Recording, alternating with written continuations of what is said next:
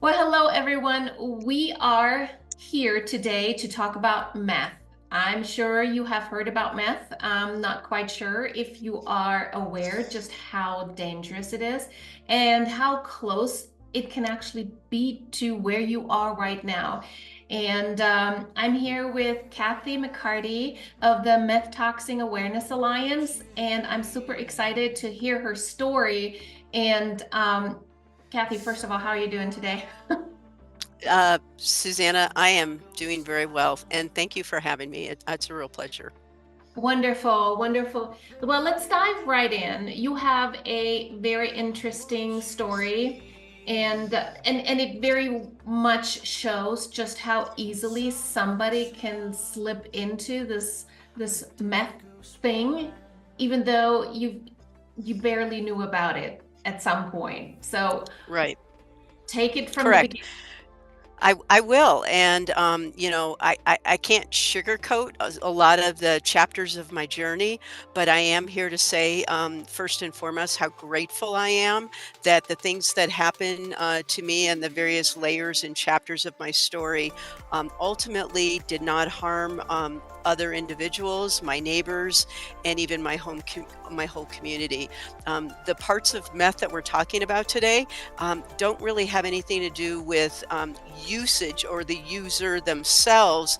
And what there truly is an epidemic still about the using of methamphetamine in various fashions. What we're talking about today is the toxins that and the contamination that is caused from using or manufacturing meth, using by reason of smoking it and the residue that it leaves, similar to secondary smoke from nicotine and whatnot, and then how it affects the health and the internal spaces of where meth is consumed, either through various random use, recreational use, addictive use, and or ultimately manufacturing. So I just wanted to at least put that right out there. The cliff notes to my story are in 2016. I was clicking along, single mom raising kids up in the foothills west of Denver in a bedroom community called Evergreen, Colorado, for 25 years, living what I thought was a pretty, casual, quiet life, working in a eventually in a 30 plus year career in lending and banking. So I was uh, just minding my own business when ultimately I did have a serious health event in early 2016. That event, I navigated through the treatments and ultimately limited recovery, where I had to step away from my career because it affected my eyes and ultimately my sight. That in itself, again, I'm grateful that I can see you, and I'm clicking along quite well today.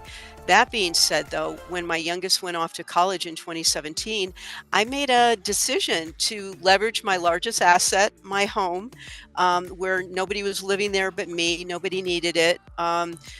To rent it out to help me offset the medical costs that I had of 4 eye surgeries in about a 9-month span and work on my next chapter. And I put all the right provisions in place, at least that's what I thought. I had a property insurance to have a tenant in there. I hired a management company.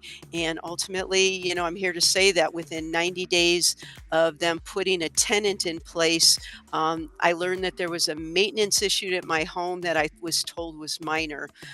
Ultimately, it was not a minor maintenance issue, but when I went to the property, other things were discovered there, and I found out that the individual was manufacturing high potency THC products, and the equipment and the practices were very, very dangerous, especially during our phase 2 fire ban that we had been in during the time of his 90-day tenancy. But he was also manufacturing methamphetamine, and what I learned is that the residue from the meth and the the structure of my home, because it was a 1956 restored log cabin.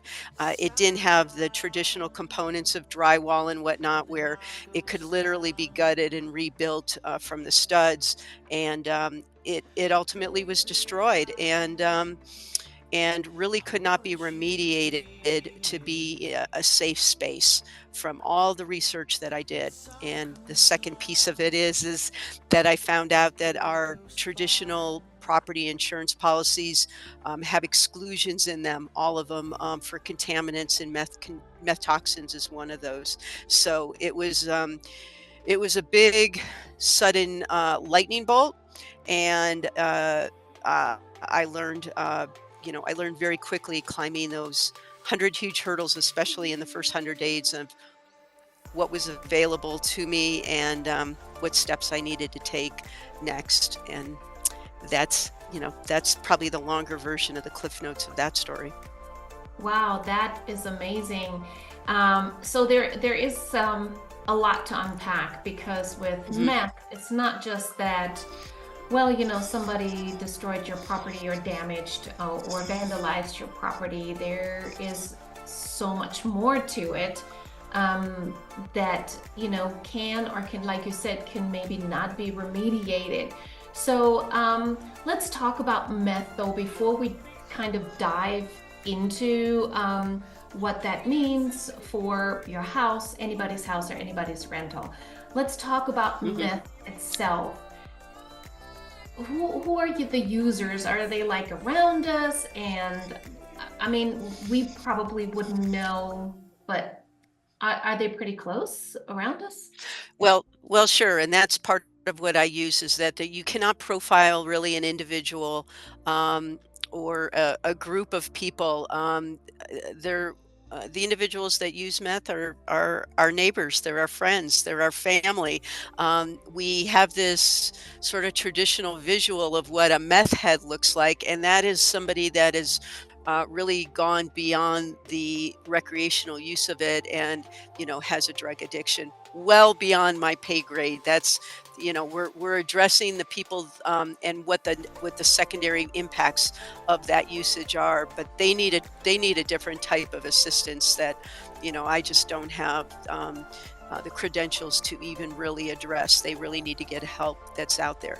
But once that individual, or people that come and use meth, whether they're friends of our kids, friends of our significant others, friends of family, whether they are family that come to visit for the holidays, or just passing through, there could be some recreational use that we wouldn't even know about, and behind closed doors, that ultimately leaves a residue that you can't necessarily smell, you don't see it, and you really wouldn't know that it was left behind, unless that surface was tested, and through the appropriate uh, paths that are available for So testing. how does meth contaminate a house? So there's the use, and then there's the manufacturing part of it. Right, and the use is strictly smoking. Like, if somebody were to smoke a cigarette, or take a puff out of a pipe, like think of cannabis use. You take a hit off of a pipe or something, and then you blow the smoke out. Wherever air goes, these residues go too, whether it's secondary smoke from a cigarette, or some other alternative tobacco, and or in this case, methamphetamine. Anything that is smoked will travel through our air ducts. It'll get onto the surfaces of the furniture I'm sitting on, and the spaces, and in all of our areas. Some of those areas are very hard, and they could be wiped down, but other surfaces are extremely porous. Wood is very porous, and so is drywall, and other types of surfaces. So there are protocols for cleaning. Attempting to clean meth, remediate it, is the term. But it could be so heavily in there that it can't be remediated or cleaned. It just, as you continue to wash that surface, it could continue to bleed out from deeper within that material. So the more you clean, I've heard from the experts, then the more the contamination can come up. So they really need to just rip it out, like take drywall, take the insulation out, take it down to the studs as far as the walls, as far as the flooring may need to come up, the carpet, the padding, you take it down to the cement or whatever that base is, that foundational base is, things like that, and then build it from the inside out. I'm here to say 99.999% of the time, and I welcome people if they find out something different, but insurance does not cover it. Our residential real estate properties don't cover it. And then when I leaned on the tenant policy, who, he had gotten a policy as part of the lease agreement, they actually declined my claim because the damage was done while committing a crime, a willful and wanton conduct. So if you have if you're in a situation as a landlord and they commit an illegal act that causes damage, they may just choose to decline the policy due to that willful conduct. That's And so crazy. that's another thing. We're seeing this truly highly represented as far as the insurance industry obviously is under a huge microscope now, in the sense of all these catastrophic situations that have happened nationally, whether they're hurricanes in Florida, hurricanes that have traveled up the East Coast in the Carolinas, Tennessee, and that whole valley, the fires.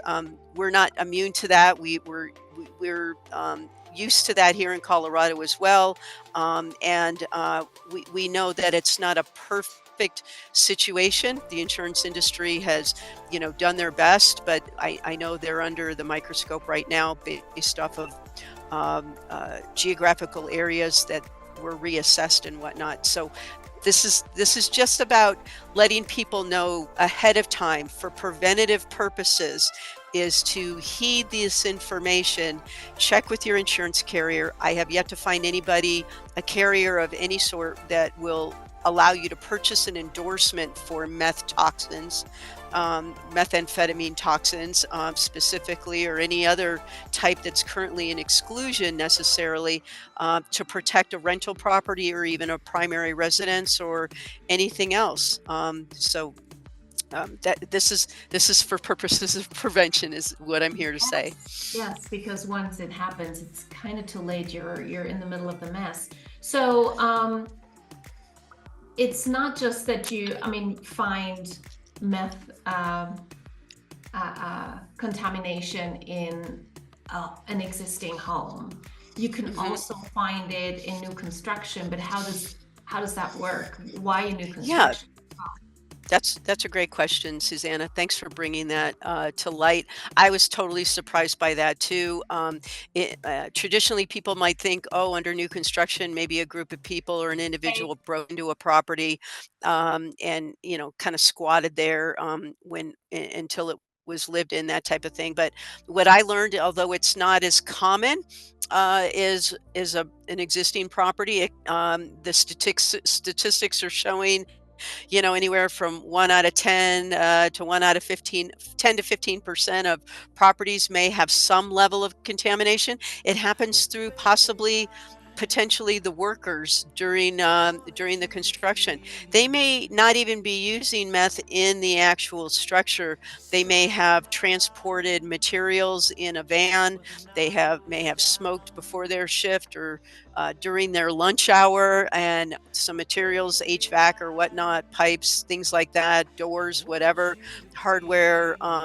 And as those things were brought into the property, they're touching maybe their pipe, and then they go in and they touch the doorknobs and other things. It may not be at excessive levels, but it may be enough to cause an issue with people once they move in. So there This are individuals that feel that you should test a property for meth as part of one of the provisions you do before you close on it, potentially, and maybe even I'm not here to give any legal advice, so check with a real estate attorney or somebody, but, can put it in some of the additional provisions of your original contract about that and what to do and whatnot. So Yeah. how it's gonna be handled at the end. Yeah. Well, so of course, the question comes then, is such a little amount, maybe trace amounts of meth,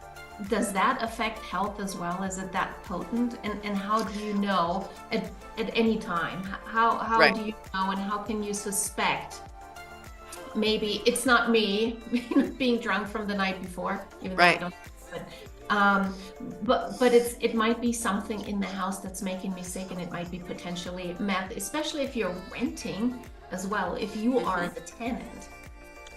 Right. There's many different ways that an internal space, a unit, could be contaminated with meth. When you have a multi-unit type of facility where there's an apartment complex or a condo complex, townhomes, there might be shared ventilation systems, shared older properties sometimes have shared HVAC systems, things like that.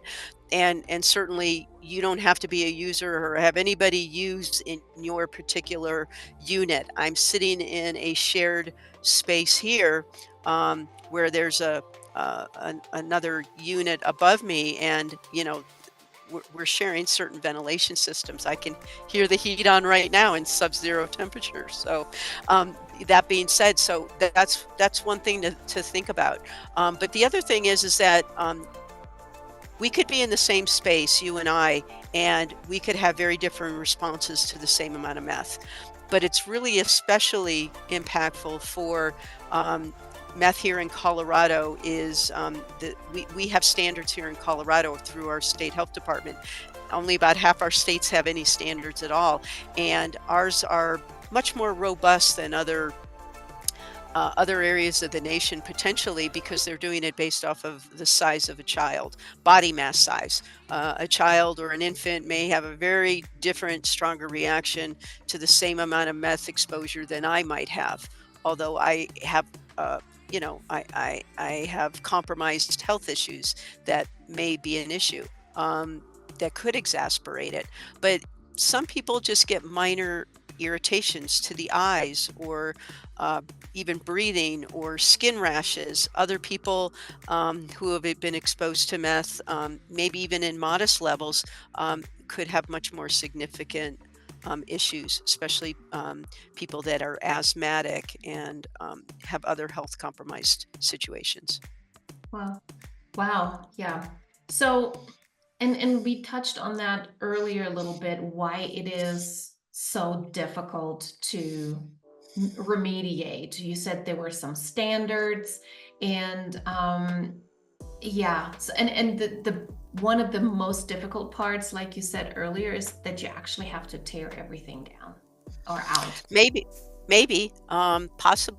That's very possible. In the most extreme cases, the demolition of the whole property may be needed. That might be an extreme situation where there was a significant amount of manufacturing going on. I'm not to say That's not to say that that's not what my cabin should have done, but I did sell my property fully contaminated, fully disclosed here in Colorado, which is the requirement when it is contaminated and not remediated to the state standard. I thought a builder would buy the lot, the property, level it, and because it also had a gorgeous, west facing view as well, really close in, a very affordable building site. But the people that bought it from me, although they weren't sure of their ability to remediate it, what they were able to do is encapsulate the meth in, which is an approved process here in Colorado, where they seal the meth in with a paint that's approved. Well, it's Oh, approved to put on, but what I've learned is that it's actually banned to sell in Colorado, but they've approved it to actually use it, but banned to sell it. Uh, Different conversation for potentially for a different day. And then they were able to then resell it 5.5 months after they bought it from me, and they were able to do it undisclosed because it met the remediation standards for Colorado.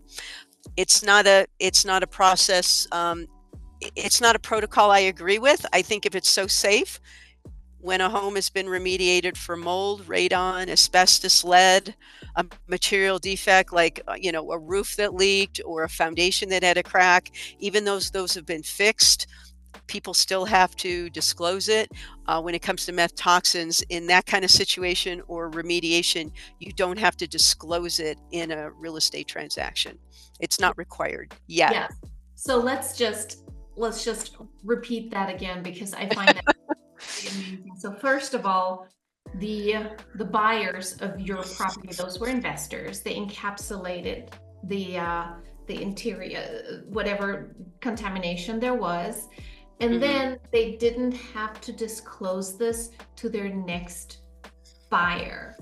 That Correct. is quite incredible. And I'm just saying it very slowly so everybody hears it, which actually leads me to mention one of your huge successes, because you have founded the Meth Toxins Awareness Alliance, and you are pushing hard for legislation. And one of the things that you were able to push through is this, or correct me if I'm wrong, but is this new registry of homes that are contaminated.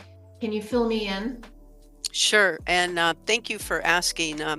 There's been a lot of progress in a lot of areas, and it's probably one of the most that I'm grateful and proud of to get the ear and the efforts of our state legislators that championed some improved legislation. They championed approved legislation that was passed in 2023.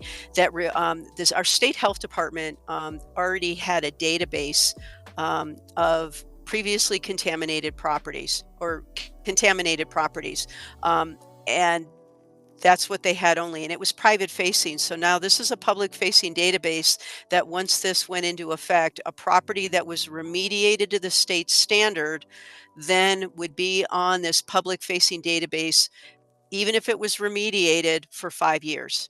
Now it's not on there for life, and I'm not too sure why if it's so safe, but at least it gives people an opportunity to look up every property that they may have an interest in or whatnot, just to see if once that went into effect, if it was a property that was previously contaminated and then met the standard of remediation.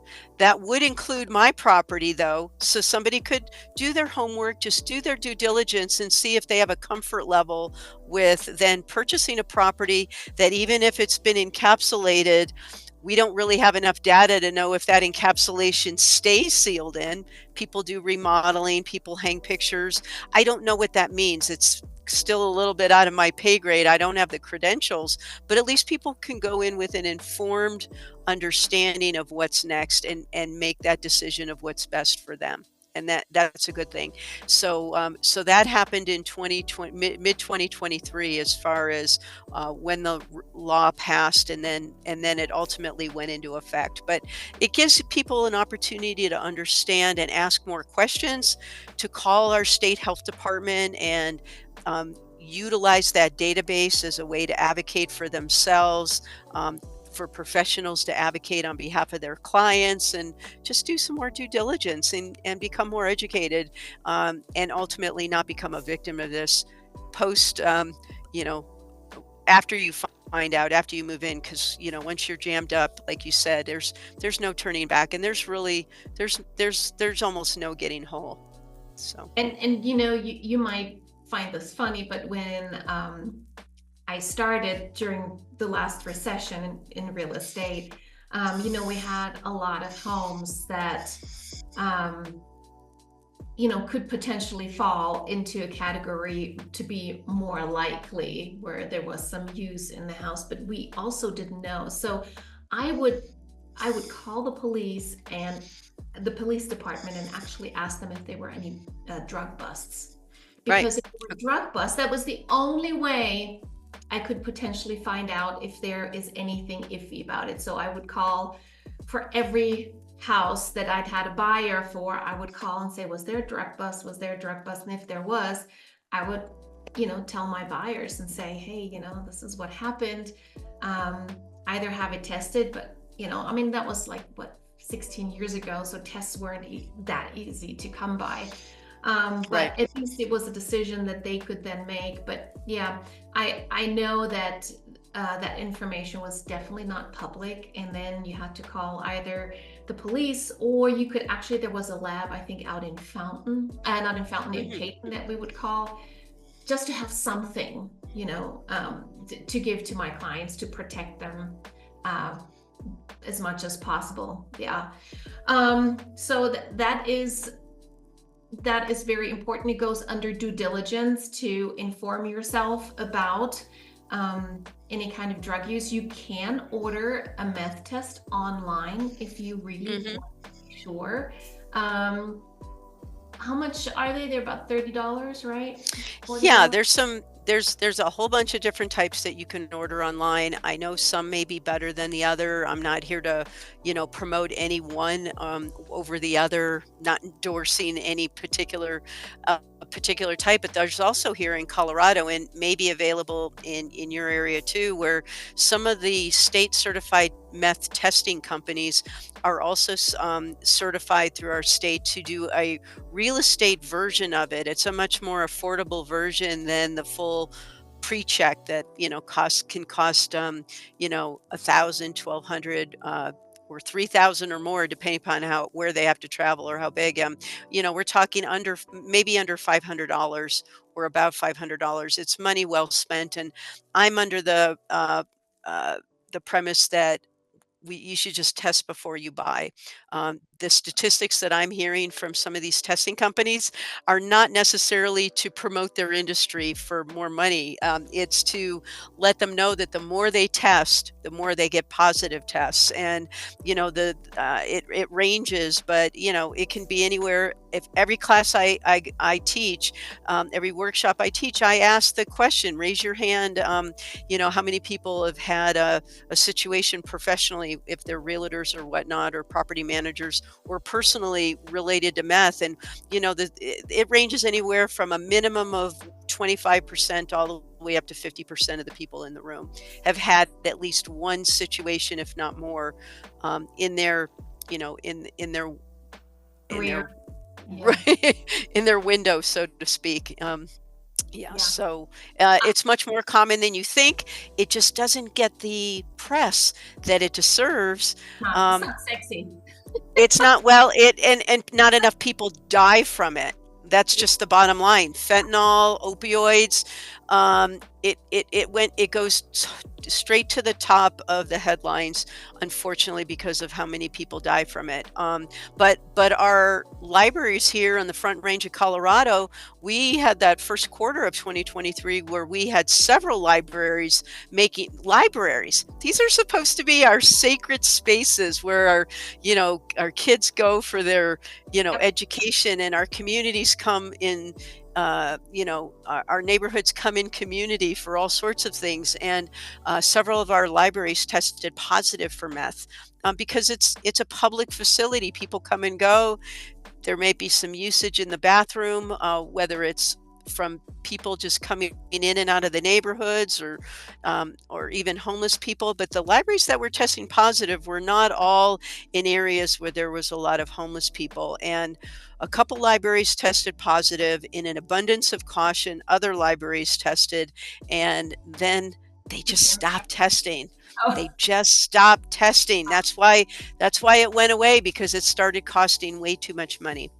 It's yeah. just the reality of what I have heard through the channels that have their finger on the pulse of this problem. So Yeah, that is crazy. But you also mentioned fentanyl, and my understanding is that now they're starting to use meth in combination with fentanyl. That And is, that's absolutely true, and it's the scariest thing you can imagine, when a few granulars of fentanyl can actually kill an individual. So yeah, yeah, that's crazy. our our our professionals that serve this industry of meth contamination, as well as our law enforcement and our fire and people like that who respond to incidences at these properties. They carry Narcan like we would carry a fire extinguisher or a first aid kit. Because of how much risk they are at to deal with these things that are now common occurrences. So yes, it's important to test for these things for a lot of reasons. But once you move in it, if it hasn't been cleaned, I'm not here to instill fear. I'm really not. I'm just here to be a conduit for a message. That I'm just fortunate there was no fentanyl in my situation, but it is blatantly happening in today's environment, that it's important to test for. I recently actually had an inspector, by the way, who just refused, did not test for meth. They said they're just not doing it, and I don't know if that has to do with the liability potentially. Have you heard that? Well, when a home inspector, a traditional home inspector who goes through all the Well, major they do systems, radon and so on. pardon? They do the radon tests and some of the other Right, tests, right, but not. right. And here in Colorado, we're one of the states that have our testing companies for meth testing companies. They're also usually certified in areas including mold and asbestos, maybe even lead and whatnot. They uh, the actual home inspectors, unless they're certified for meth testing, my understanding is and again, go to your managing brokers or talk to your real estate professional or whatnot, or even the health department. But if they find meth, they may or may not be using they may just be using those swabs. They may be using some more equipment and even sending it to a lab.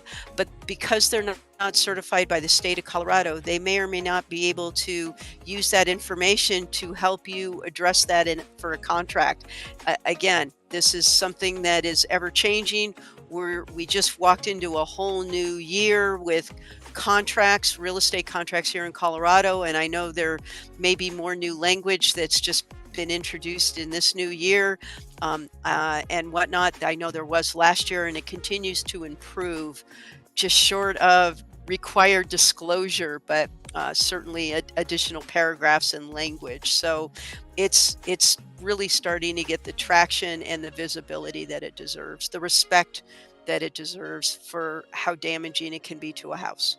And, Absolutely. and not just a house or a home, but any property, Yeah. commercial, residential. If people are using meth and it's beyond a recreational use, they may be using it at their work. I invite people to understand our commercial property owners.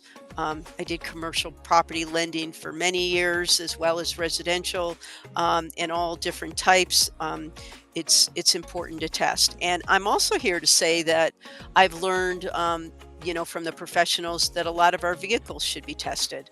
If a vehicle has been stolen, and you get it back, it should be tested for meth and fentanyl, because it could be very dangerous. A lot of check with your insurance carrier, with your agent, and then have your agent talk to the people that do all the underwriting and things. But it's becoming more common practice when a vehicle is stolen, and they find that there's been meth in there, they may just total the car versus it's not cost efficient to try to clean it. Yeah. Maybe. I'm not saying for sure, because every situation's different. The exposure's different, and then there's fentanyl. So questions on my end, being a rental property owner. Sure. Um, how do I, what do I do? How do I protect myself? What would you Right. do differently? What would I do today? There's a lot of things obviously I would have done differently, and I can't necessarily teach the class that I've developed. Up to a 3-hour class with experts that we bring in and a conversation. So I invite people to either ask me to come teach to their groups. whether you're property owners or professionals, civic organizations or whatnot, happy to put together a workshop of some sort. But vetting an individual and or a group is certainly very important. If you buy a property that has a tenant in there already, you want them to go through the protocols every year. Just because they paid the rent doesn't mean anything. So for me, what I did is I turned the keys to my home. I basically gave them the key to my house and said, here. And I learned they didn't do anything that I had verbally had a conversation with. Being a lender for over 30 years, I had questions, and I had made requests well beyond what the average person may even know to do. And that comes down to the era's E&O insurance for the property management company. I was assured that there was all these steps and protocols in place. And then when I got the vetted file that I asked after I learned that the tenant had been what he had been doing within 90 days, there wasn't anything in the file. They hadn't even pulled a credit report. So I basically don't know what happened. I have my suspicions. I know there's a lot of great property management companies out there, and I found a lot of smoke, but I never found literally the smoking gun that tied an individual to the property or to the tenant. But there was a lot of things that didn't make sense. That being said, it's very important for people who hire professionals to be part of the decision-making process of who you put into your property. Or if you buy a property that has an individual, whether you keep them or not, you should have a right to look these things, the vetted documents over. And if you have a property manager that says, well, you can't do that, there's no standard that says you can't. You just have to write it in there and get the permission of the the tenants that the owner could have access to that information, and be available to ask questions and take ownership to whoever you're giving the keys to, because ultimately you're going to be left with what happens there if you turn full decision making over to somebody else. That's just the bottom line. I think it's important for people to look over the documents, make sure the insurances are correct, to vet their property managers as well, and take ownership of who else is coming and going in that home. You could have a situation where a family member may come to visit and ends up staying. Anybody over 18 should be vetted, those types of things. New relationships, there's a new guy, a new gal in the mix, and what's going on. There should be some standards set up front, so you at least feel like you have control. Yeah, unfortunately, we're a little limited, not only in Colorado, I think across the nation, but I think Okay. there are laws in place that don't allow us to do that, at least not in as detailed as we would like to vet, anybody coming in or anybody moving in. Right. So that usually becomes a problem. I think from what I learned from your class and speaking to you now, I think I would have probably 10 more pages attached to my property management agreement, where everything is discussed. You mentioned earlier that you said verbally, so that means you didn't actually have everything written down, right? I didn't. I had a verbal conversation. I had a relationship, and I was also dealing with some other things related to my health and whatnot. And all I can say is today, through my wonky eyes, Susanna, I see a lot more clearly than I did back then. But I do, I let my guard down.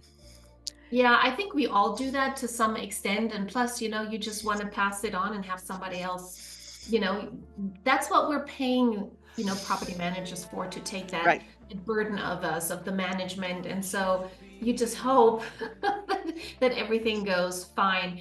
Um, I But think you can't hope, right? no, You just can't roll the dice and hope, right? Cross no. your fingers and your toes and whatnot. And so these are some of the things that I learned is running those criminal background checks. Although there was no criminal, even the credit report is, because I'm very seasoned in looking that over. There were things that uh, he didn't he wasn't honest with on his application, and if anything was verified, they could have gone with somebody else that was actually approved. So the other thing is you asked what can people do. Well, there's technology now that can help deter and actually pick up meth toxins. I don't have it with me here, so I wish I could hold it up, but it can fit in the palm of your hand, but it's a meth alarm. And if you even in your own home, and or a rental property of any kind or a commercial property, if you have a meth alarm that can pick up the residue, pick up the smoke as it's happening, and then sends a signal to a smartphone, to an email, up to multiple people would be on that trigger or that that notification. It could catch it early. I mean, the guy was doing this in my home for 90 days, and he basically destroyed it. But it could have been caught early if that technology was available to me. So it's available now.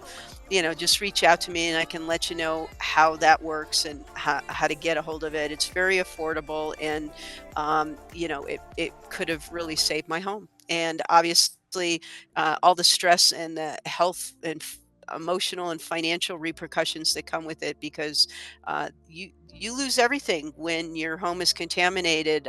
All my furniture and belongings in the home go into a dumpster. It's it's like a fire without the actual fire. The emotional, the financial, the physical processes are, all the same. Can be all the same. So, Yeah.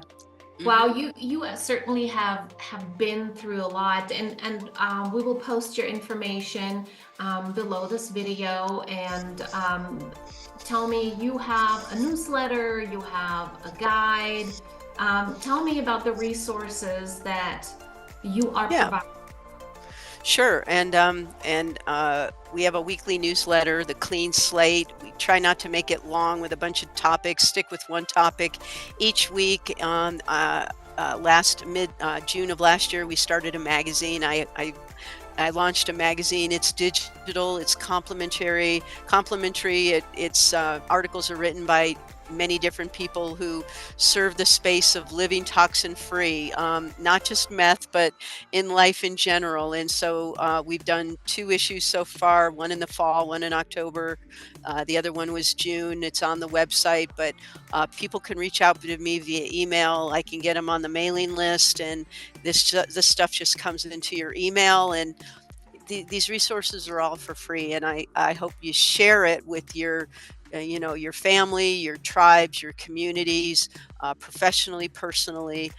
We're hosting classes. The class is a CE accredited course here in Colorado through the Division of Real Estate. So it's for realtors and property managers. I've hosted workshops through other organizations, lenders, title companies, whatnot. Um, People that serve the property industry in general, but it's also for the health industries and law enforcement. I mean, there's so many different values, wealth industries, people that serve the wealth industry. It could go on and on. So if you're just curious, just reach out. I'd love to have a conversation. Yeah. Well, that's amazing. So my next question is, what is in store for you in 2025? Oh gosh. Well, you Big know, plans? a lot has happened, and a lot of good stuff has happened. So I'd have to say, the funnest thing for me, the thing I'm most grateful for, is I became a grandma in 2024. So I think there's a lot more family time.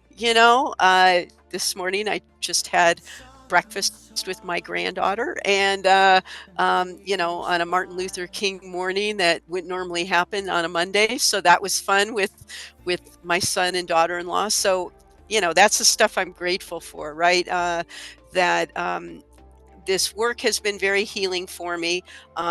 My Not my hope, but my plan is to continue to champion these pieces that I have feel that are created, that we've put in place, to scale them to a much grander level. And to I've already had conversations with people in California and Montana, people that have connections in Florida and the Chicago, Illinois area, to literally take this show on the road. And I've learned that there are no geographical boundaries. There's no city, rural, big city, rural community that's immune from meth. I hear about it all over the nation, all over the world. So I just plan to get on larger stages, get over my fear of it, and just keep doing this for the purpose of prevention and being a resource for those people that, if they do find themselves in this situation, that they feel like they may have a path, a direction to go to, somebody that can at least be a compassionate ear, and then maybe point them in the right direction to give them a start in some direction to help them. Well, you are amazing. Thank you so much for everything you do, all the Hmm. resources you provide. And please, I ask everyone, if you have an experience, if you have questions, drop them in the comments. We will provide as much information as possible below this video, so you have everything right at your fingertips that you might need. And Kathi, thank you so very much for joining me today and, well, spilling the beans, so to speak. Yeah, well, thank you, Suzanne. It's been a pleasure and a true honor to be here to address your communities here on this platform. Thank you.